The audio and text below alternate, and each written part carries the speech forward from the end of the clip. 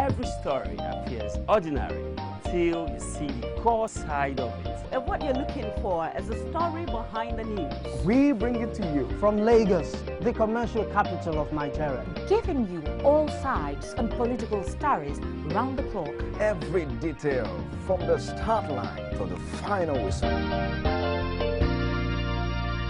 CoreTV News, expanding your view.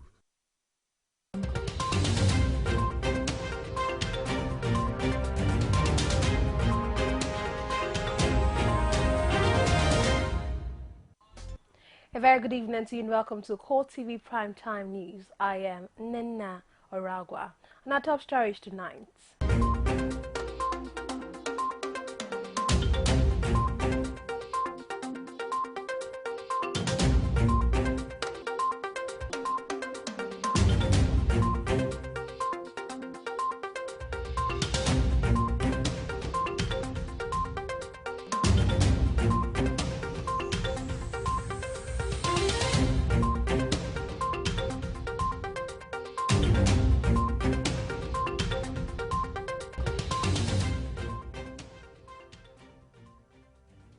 Thank you so very much for joining us tonight.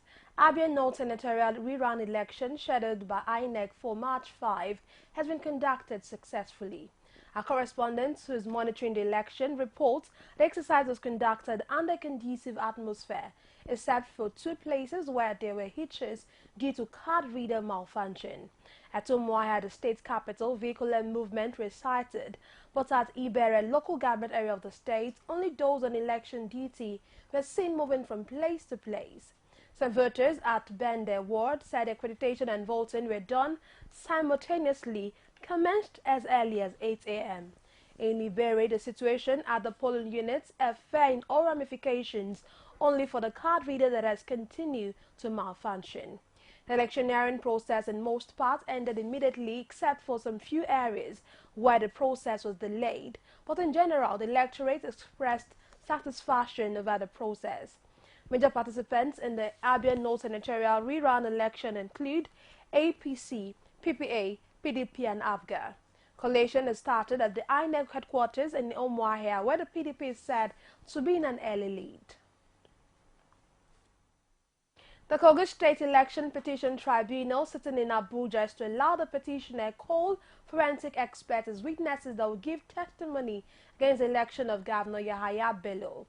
This follows an application by the petitioner, former governor of the state, Idris Wada, seeking the leave of the tribunal to allow him provide forensic evidence.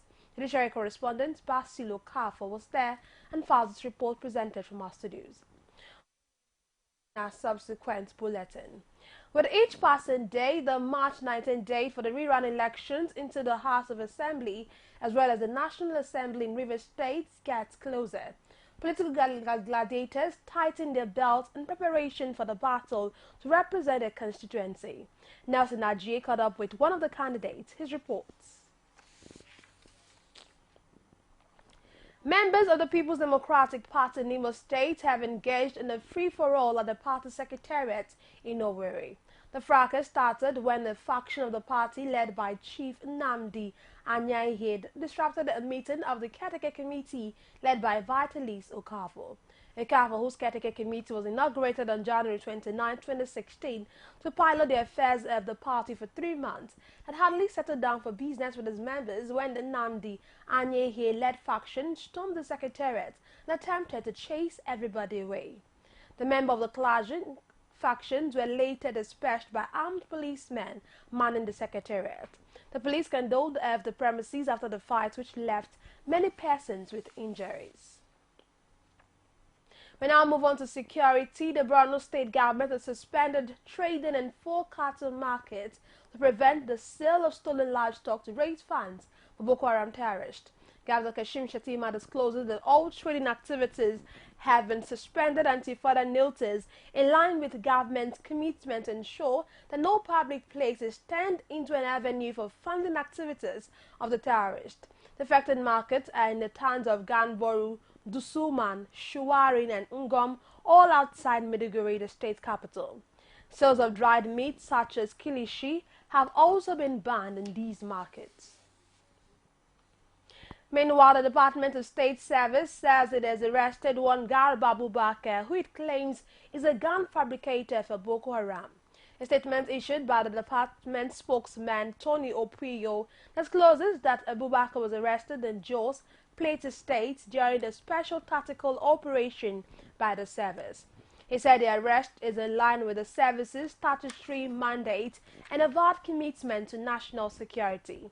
Opuyo further discloses that during the arrest, 2 pistols, 80 rounds of live ammunition and several sensitive documents were recovered from him.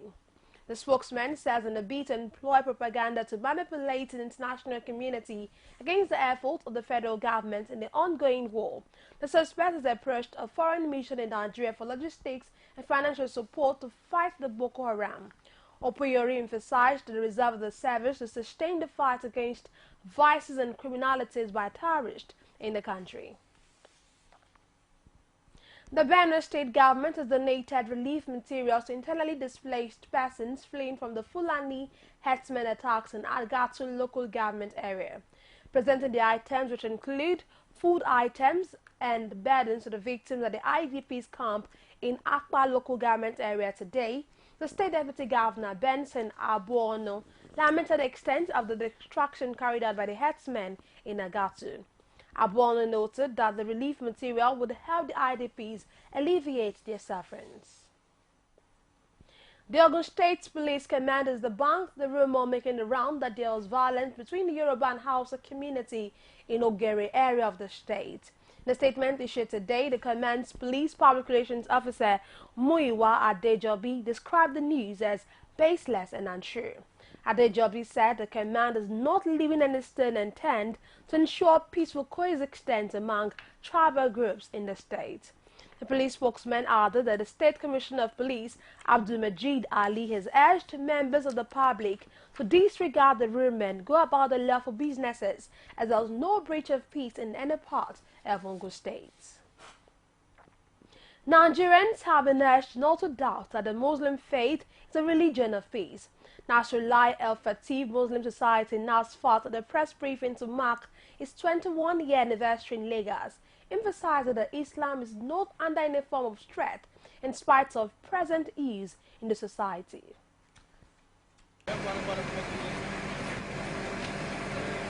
Persistent insecurity situation, especially in Nigeria's northeast, has constantly tainted what Islam truly stands for: peace.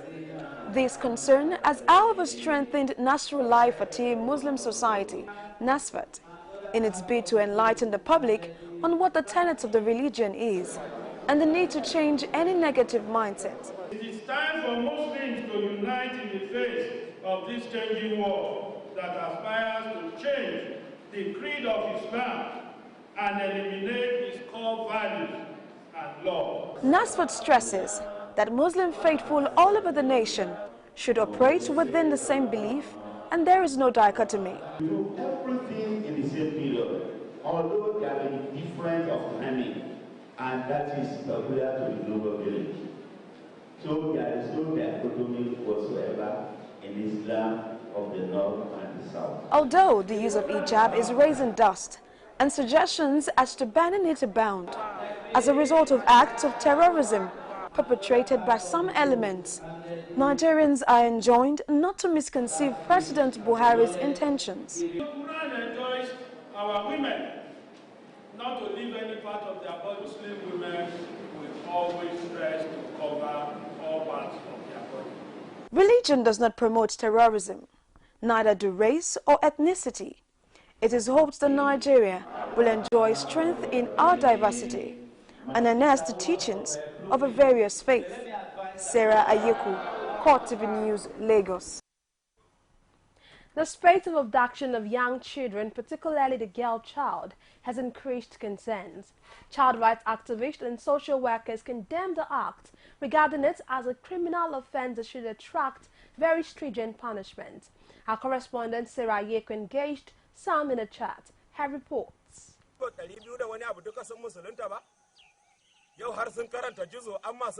With the rising trend of criminals abducting young children, there is a need for heightened surveillance and increased security awareness.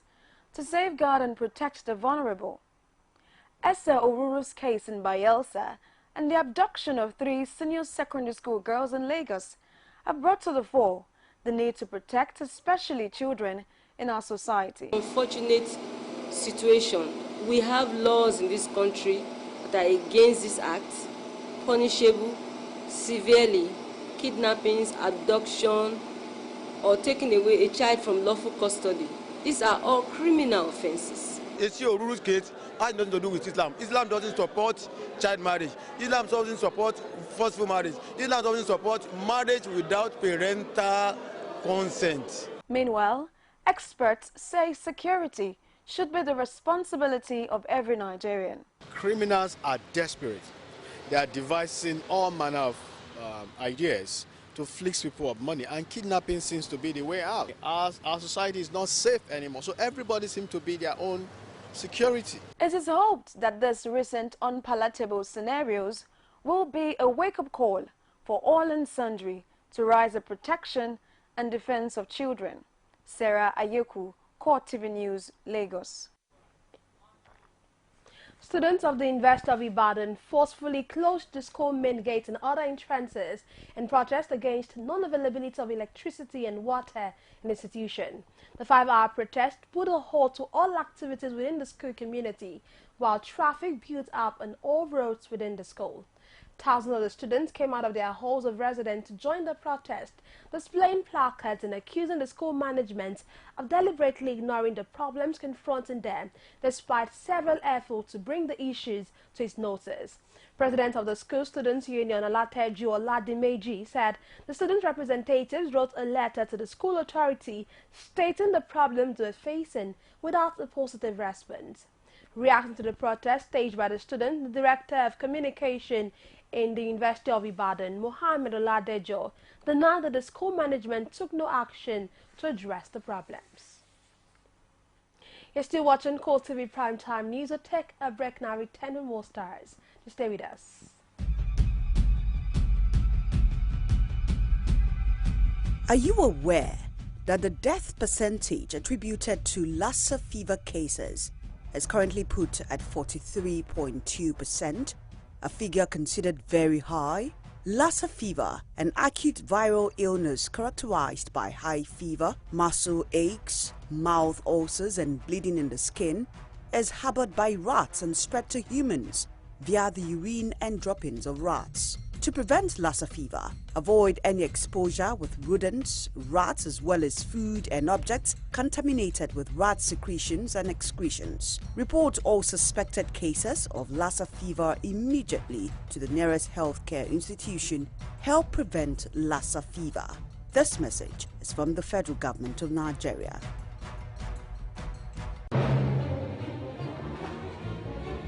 Is it crazy? Or autocracy? Or what type of crazy is that? Except crazy. News making the headlines. Black Maria is to carry criminals, trading looters that are in government today. Sometimes it gets confrontational. Slap you in the face. They don't put words into my mouth. Whatever it is that will bring our military to disrepute, I said to hell. On Core Digest, I want to know why I should be believing them. Every weekday, we bring all of these together and take them to the court of public opinion. Everybody has the right in Nigeria. Where you are the judge.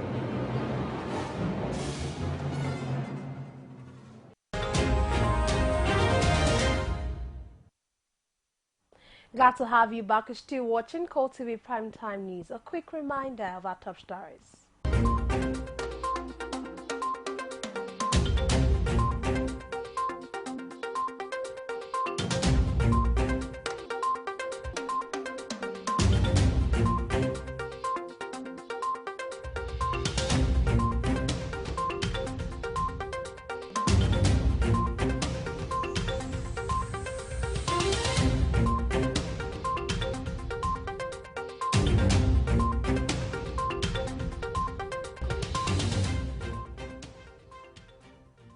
For more of our news stories, you can join us on the social media platforms, facebook.com/CoreTV News, on Twitter at CoreTV News NG, and on our YouTube channel, youtube.com/CoreTV. Leave a space news. The Deputy National Chairman of the People's Democratic Party, Uche Secondus, has cautioned the Economic and Financial Crimes Commission, EFCC, on what he describes as a stringent administrative bill conditions. In a statement issued today in Abuja, Secondus said the conditions help to promote corrupt practices in the name of fighting corruption. He explained that there was no truth in the allegations that he collected 23 exotic cars purchased from proceeds of oil swap. Describing the allegation against him as baseless, Secondus explained that he only received 2 cars and buses as gifts from his friend between 2012, 2013, 2014 and 2015. Secondus also described his arrest and detention by the EFCC as part of political intimidation by the All Progressive Congress against opposition political parties. Political upheaval is once again raising its head in Ekiti State as the state's House of Assembly accuses the Department of State Service of invading its chambers and abducting one of its members. The lawmakers say this is a grand plan of the All Progressive Congress (APC) to coerce them into destabilizing the state by decimating them in order to remove Governor Ayodele Fayose. On a weekend when Ekiti State House of Assembly is not expected to be in session, their leadership are addressing journalists. The reason is not far-fetched. They are accusing the DSS of storming the hallowed chamber in a bid to arrest members allegedly on the order of the president. Honorable Afolabi Akani, representing Efon constituency, was abducted and taken to Abuja. Whereabouts of 3 other members is still unknown as we speak. The Ekiti State branch of the DSS, however, declined to speak on the matter, while the lawmakers further claimed that the APC plots to coerce them into removing Governor Ayodele Fayose. APC, however, dismisses the allegation as mere propaganda. The Abuja-based agents of destabilization should get it into their heads that we will never be harassed or intimidated into buying into their sinister agenda. There is no truth or alter of truth in that statement being peddled around by the government of Fayose. With this development, another round of political imbroglio looms in Ekiti unless the crisis is quelled before it grows. Rashid, CoreTV News, Ado Ekiti. Plateau State lawmakers have berated the ministries, departments and agencies in the state for being unprofitable over the years. They're therefore charging the MDAs to become more profitable than they are at the moment. The charge came from the state lawmakers during budget proposal defense at the Plateau State House of Assembly complex. Anambra State Governor Willie Obiano has announced a partnership with the United States in the 4 key areas of his development plan for the state. The governor made an announcement after a closed-door meeting with the United States Consular General in Lagos, John Bray, at the Governor's Lodge, Amobia. Governor Obiano said the key sectors include agriculture, trade and commerce, oil and gas, waste management and education. He disclosed that another meeting has been scheduled where the 2 parties would carefully study the proposed details of collaboration that would accelerate the development of the state. The Consular General commended the governor for the increased security arrangement in the state, which he said would guarantee the safety of residents and visitors. The Nigerian Civil Aviation Authority, NCAA, has lifted a temporary suspension of the operation of Sikorsky S-76 helicopter used by Bristol Helicopter, which recently crashed in Lagos. In a statement signed by its external communications manager, Julie King, the NCAA said the return of the Sikorsky S-76 aircraft to flight operations followed completion of NCAA's comprehensive operational audit. The statement noted that Bristol had concluded a number of return to service safety activities with flight crews, engineers and other service employees, clients and key stakeholders. In his effort to recover and reclaim public lands from some individuals and groups, Kaduna State government, through the Kaduna State Urban Planning and Development Authority, has rolled out bulldozers to demolish houses within the government reserved area and Shikun local government area. Details of the recovery efforts is presented by our correspondents.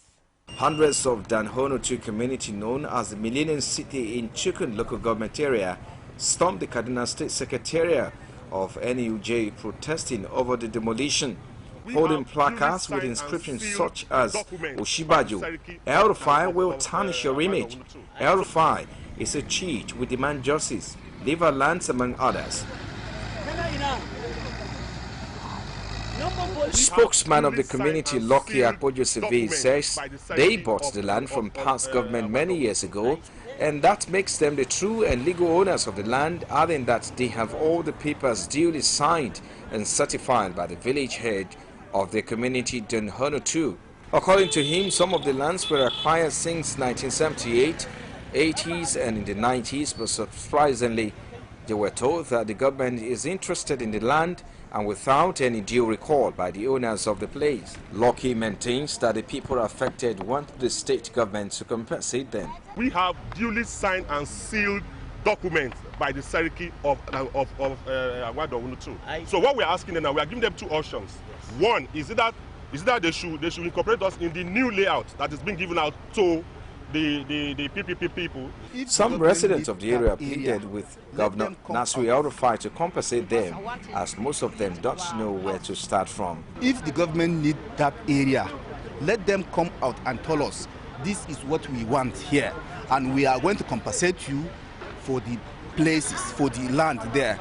So if they say that, then we can approve.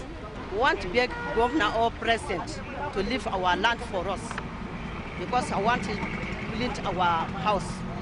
Kaduna State government says the exercise is not aimed at witch hunting anybody or rendering its citizens homeless, but to recover government property for modern development, as no amount of pressure will stop the exercise. Hence, the government is committed to working for the people and to make Kaduna State great again.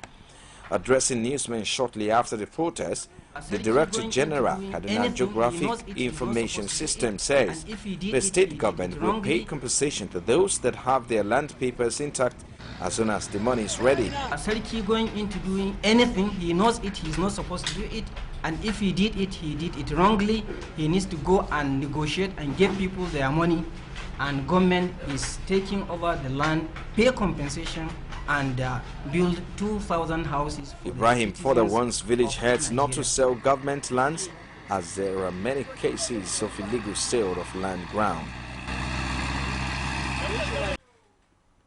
Still on happenings in Kaduna State, the federal government says it is committed and resolute in ensuring the ongoing reform programs, especially in the areas of trade, industry, power, agriculture, and solid mineral sectors, result in a vibrant private sector participation and increased efficiency in the national economy.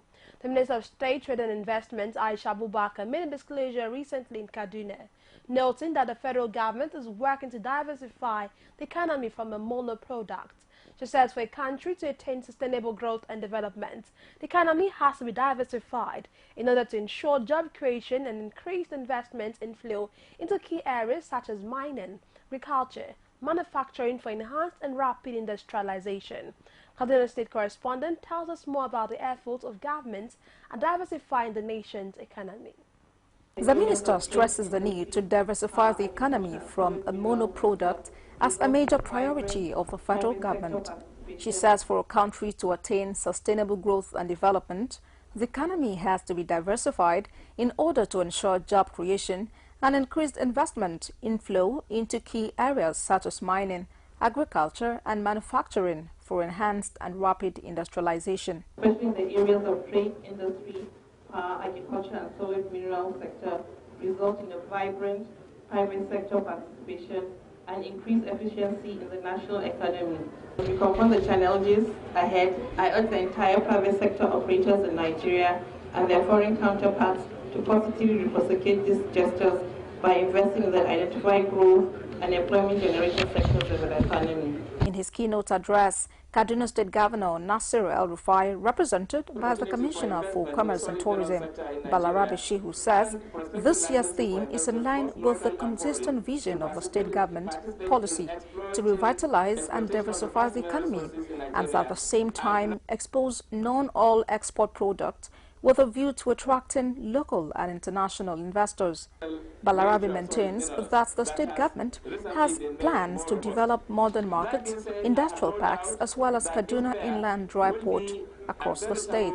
The commissioner says Kaduna State government believes that the outcome of the 10 days Kaduna Trade Fair will lead to the development of concrete partnership machineries that will support the country's economic growth to make Kaduna great again. Opportunities for investments in the solid mineral sector in Nigeria and prospective licenses for investors, both local and foreign, to participate in exploitation of the vast mineral resources in Nigeria are granted by the Federal Ministry of Solid Minerals that has recently been made more robust.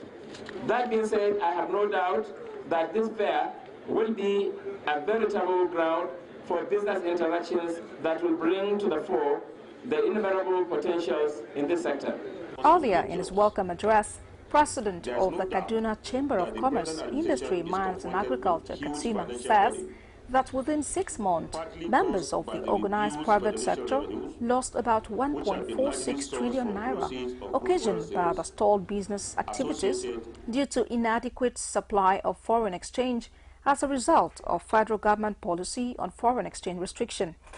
He states that the 37th edition of the trade fair, compared to previous versions, has witnessed an upsurge in the number of participants, stakeholders and patrons, adding that the theme, promoting solid mineral sector for sustainable economic development in Nigeria, is to complement and support the genuine aspiration of the current government for a robust diversification of the national economy and for reduction in over-dependence on oil and gas and creation of jobs. To create jobs.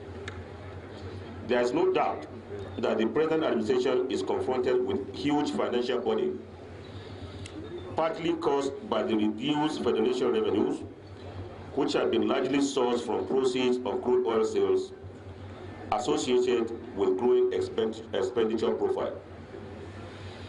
The reduction in global crude oil prices is not expected to abate, at least in the short run. Alimi Bello says over 10 countries are participating at this year's edition. No fewer than 50,000 participants, both local and international, are expected to show up for the 10-day exhibition in Kaduna State. Great potential in achieving this objective is, of course, the solid mineral sector and agriculture. Dignitaries from every part of Nigeria and beyond converged in Abeokuta, the Ogun State capital, in celebration of the 79th birthday of former President Olusegun Obasanjo. Accolades for those in attendance speak of the retired general's virtues. Our correspondent Akin Obake brings us more in this report.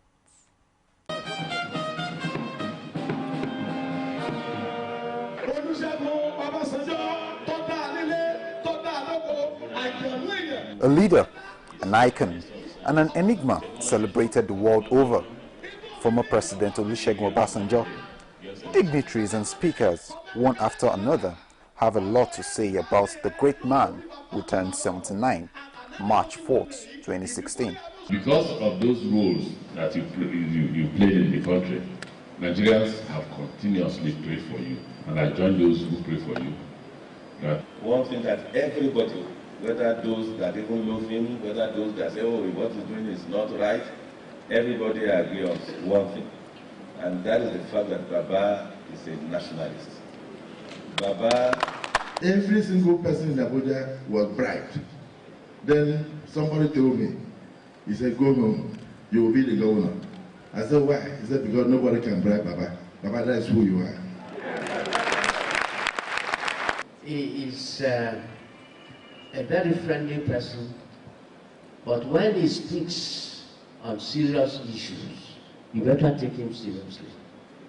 Baba, my own Baba, Baba of modern Nigeria, my leader, I was very, very lucky to have had him as a mentor, as the person I worked under, and I learned from him. Lots of activities to mark the occasion.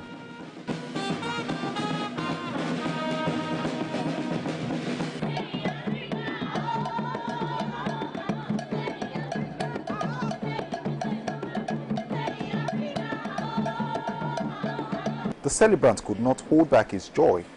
But I want to thank all of you here, because without you here, there will be no celebration.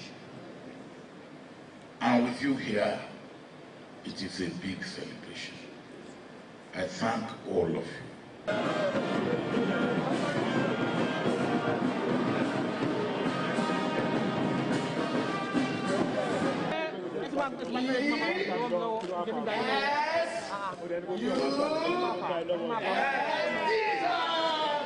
CoreTV News and indeed Nigerians wish the African icon a happy celebration. Akin Obakeye, CoreTV News, Abeokuta. CoreTV Primetime News continues shortly after this break with more stories in foreign and sports. Just stay with us. You can now watch CoreTV News live from anywhere in the world on our website www.coretvnews.com. Click on Live TV on our website and watch us live. And welcome to CoreTV Primetime News. To follow us on Twitter, click on Twitter icon on our website. On Facebook, click on the Facebook and YouTube to see all our previous news production. You can also watch us live on YouTube. Click CoreTV, leave a space, then News. CoreTV News, a 24-hour news station.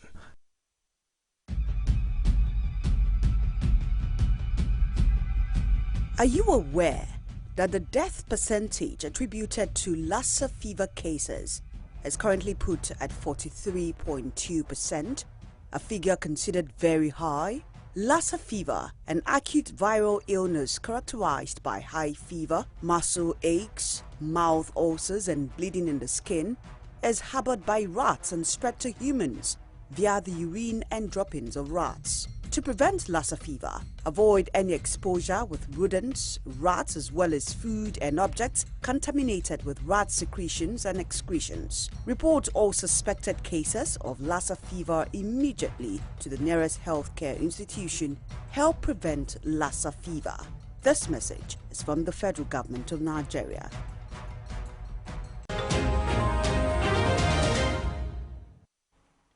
Glad to have you back on the foreign scene. A regional governor is called on the Greek government to declare a state of emergency for the area surrounding the Idomeni border crossing, where thousands of refugees are stranded due to border restrictions along the route towards Western Europe. Governor of Central Macedonia province, Apostolos Zixikostas, says about 14,000 people are trapped in Idomeni, while another 6,000 to 7,000 are being housed in refugee camps around the region. During a visit to Idomeni to distribute aid to the Red Cross and other non-governmental organizations, the governor described the scenario as a huge humanitarian crisis. Aid agencies have expanded the Idomeni camp as new arrivals cause more overcrowding, living conditions are deteriorating, and it is feared that another 18,000 refugees elsewhere in Greece will eventually arrive at the border. Turkish riot police fired plastic bullets and tear gas to disperse hundreds of protesters who gathered outside the offices of Zaman newspaper a day after it was seized by authorities. Police also set up barricades outside the headquarters of Turkey's largest circulation newspaper, which has now been reopened under government control. A court appointed an administrator to run the flagship Zaman English language Today Zaman and Sihan agency, which is linked to US-based cleric Fethullah Gulen, an influential political opponent of President Recep Tayyip Erdogan. Erdogan accuses Gulen of conspiring to overthrow the government by building a network of supporters, judiciary, police and media. Gulen has, however, denied these allegations. Gunmen have attacked a Catholic retirement home in Yemen's port city of Aden, established by Mother Teresa, killing at least 16 persons. An official said the assailants entered the premises in Aden's Sheikh Othman district after telling the guard they were visiting their mother before storming the building and opening fire. The casualty figures include 4 Catholic nuns from India, 4 local nurses, 4 security guards and 3 cleaning staff. The motive of the gunmen who fled after the attack was not immediately known, and no group has yet claimed responsibility. Meanwhile, Pope Francis has expressed shock over the killings, describing them as diabolical. In a statement by the Vatican Secretary of State, Pietro Parolin, the Argentine pontiff, praised that this pointless slaughter will awaken consciences, lead to a change of heart, and inspire all parties to lay down their arms and take up the path of dialogue. Prominent Sudanese politician Hassan al-Turabi, a veteran who formed Popular Congress Party, has died in Khartoum at the age of 84. State-run Omodam TV says the head of the PCP passed away today at the Royal Kent National Hospital, the Sudanese capital. The cause of death is not immediately known. Turabi played a key role in the 1989 coup that brought President Omar al-Bashir to power. The two, however, had a falling out 10 years later, and Turabi became one of his fiercest critics. Forming the PCP, Turabi was the only Sudanese politician to support a warrant issued for Bashir's arrest by the International Criminal Court on charges of war crimes, crimes against humanity and genocide over the regime's conduct of the conflict in Darfur. He was detained several times over his political career, including in January 2009, just 2 days after he urged Bashir to surrender to the ICC. We now move on to sports. Power style, and that's what he delivered. Coach Samson Siasia has demanded suspension of Nigerian lead midweek matches in order to work fully with the home-based players from Monday. Head coach Siasia has called up 22 players from the domestic league to be at the training camp, which opens in Abuja on Monday, ahead of the AFCON qualifiers against Egypt later this month. Selected players from the Abuja training camp will move to Kaduna on March 21 to be joined by the foreign professionals. Siasia, while addressing journalists at the press conference, also expressed concerns about the sharply different weather conditions the country's Europe-based stars will battle when they fly in the AFCON qualifiers. 5 out of 6 Team Nigeria players were Friday denied visas by the South African Embassy in Abuja, seeking visas to participate in the forthcoming ITF CAT African Junior Championship holding from March 9 to 18 in Pretoria, South Africa. A 7-man Team Nigeria comprising 6 players and a coach were stormed the South African Embassy in Abuja. However, only one player, Mary Love Edwards, and coach Mohamed Ubali were granted visa, while the other 5 players were rejected. Those that were denied visas are Angel McLeod, Christopher Itodo, Christopher Bullas, Gabriel Friday, and Michael Osewa. The team is scheduled to travel today, but the latest development is a huge setback for its quest to excel at the tournament. National Junior Tennis head coach Mohamed Ubali expresses frustration at the development, saying it is a big blow to the country's preparation. The International Football Association board in Cardiff has confirmed that a trial of the use of video assistant referees for game-changing decisions in football will begin no later than the 2017-2018 season. The news, which confirmed following a meeting of the International Football Association board in Cardiff, notes that technology would only be applied to key incidents concerning goals, red cards, mistaken identities and penalties. The new FIFA president, Gianni Infantino, who believes greater use of technology within the game is inevitable, refers to it as a historic day for the sport and believes the decision proves they were listening to football if it's concerned. The IFAB, which is made up of the 4 British football associations, England, Scotland, Wales and Northern Ireland, and FIFA, insist that a final decision on approving the technology for use throughout football will only be made following a thorough period of testing and an agreement on the protocols for its use. Meanwhile, aside the video technology trials, IFAB has also decided to end the triple punishment rule. And finally, here are results of the Premier League matches played today. Tottenham drew 2 with Arsenal at full time, while Chelsea drew 1-1 with Stoke City. Everton lost 2-3 to West Ham. Manchester City trashed Aston Villa 4-0, and Newcastle lost 1-3 to Bournemouth. In other matches, Southampton drew 1-1 with Sunderland, and Swansea defeated Norwich 1-0. The match between Watford and Leicester City comes up later tonight. And that's it on CoreTV Prime Time News. But before we go, a quick recap of our top stories.